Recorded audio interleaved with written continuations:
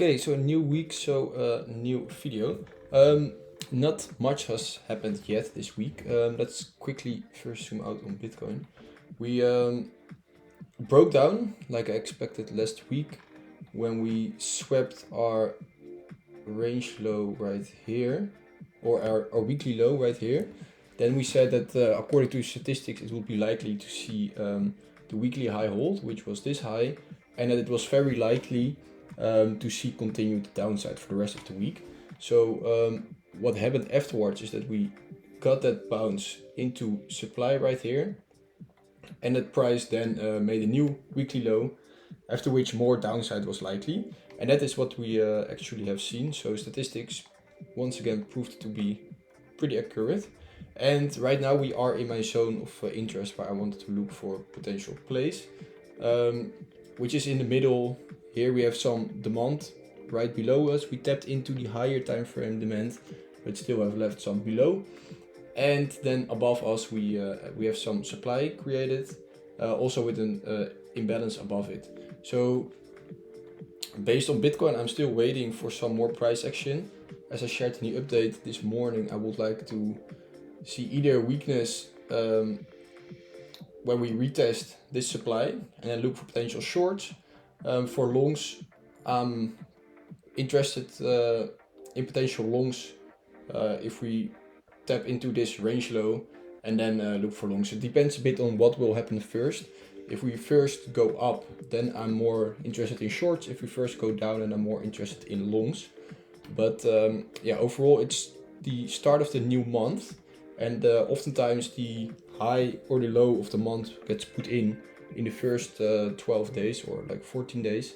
So if we want to have a bullish month, then it would not be weird to first get some downside. So what could happen, which could open the doors for some plays, is that we early in the week tap into this supply, reject, break back in this range. It would open this way for shorts to me, and then I would target like the range low here, but also this liquidity right here, because that's quite a significant point, and maybe even a little lower levels. And that we then, for example, trade into here, then we tap into this massive level with huge imbalances, which on the high time frame would be quite healthy, and that we then during the second week or a little later start making our way back to the highs, and that we then have an early low of the month during the next week or 12 days, and then we can see upside. So in the short term, that could mean that we get some upside and then some downside this week, maybe start of next week. But for the for the rest of the month, that will be the most bullish outcome. So let's see what happens. For now, price is just in a very tight range, so I have no triggers. I have an alert at the range highs and at the range lows, and then let's see what happens. For now, a very tight range. Let's see what the Monday's range is. Yeah, so Monday's range is very tight. Maybe tomorrow, if the Monday's range is confirmed, we can play it. Yeah, oftentimes I wait Monday out and see what we can do from Tuesday, because then we also have some more statistics to work with.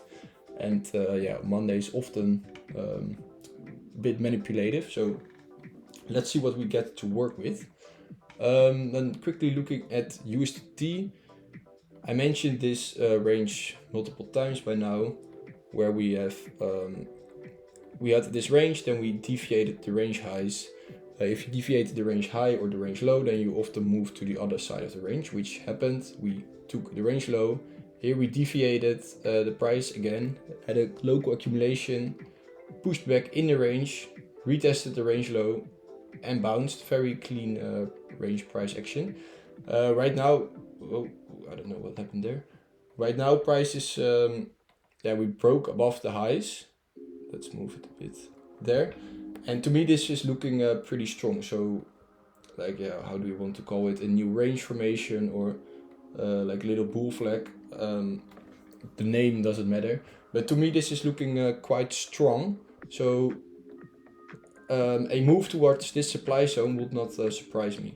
To invalidate that, I want to see a clean break, aggressive break in the range, and then this could be a new range high deviation, but for now I think it's a bit less probable, and yeah, it looks pretty strong to me. So something to keep in mind, because if this starts pushing up, that would align with the idea that Bitcoin first goes down, which would be in the end the more bullish outcome. So let's see. I don't care too much what happens. I just want to trade my setups, so up or down doesn't matter to me.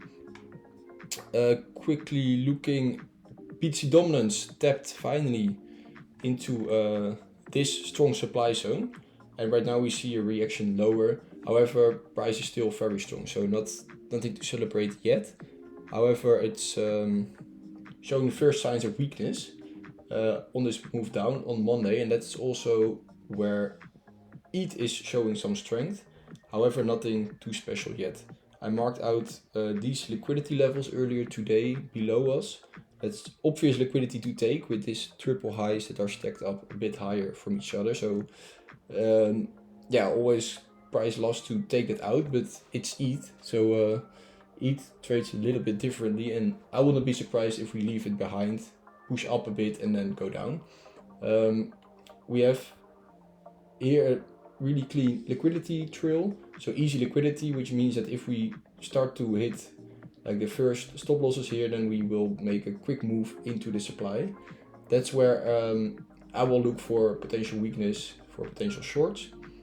If we first go down, take this liquidity here, reclaim the range, it could give a long trigger. But yeah, we already take the range high, so we have to see what happens. Not seeing a clean setup right now.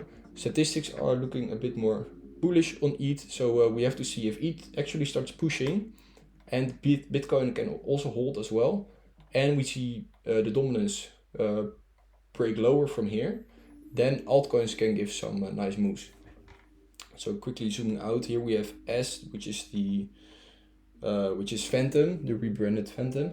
Here we have a very long range, and we have just taken out the range low, so that's always a level of interest for me.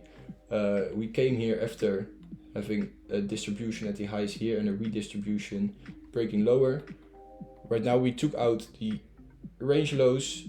Structure is still bearish into reclaim above here, so what I would like to see is maybe test it, retest the range lows, and then look for signs of strength, and look for potential longs, because this could be a nice swing play to just trade the range back from the range low to the range high. Quickly looking at Sol, we have this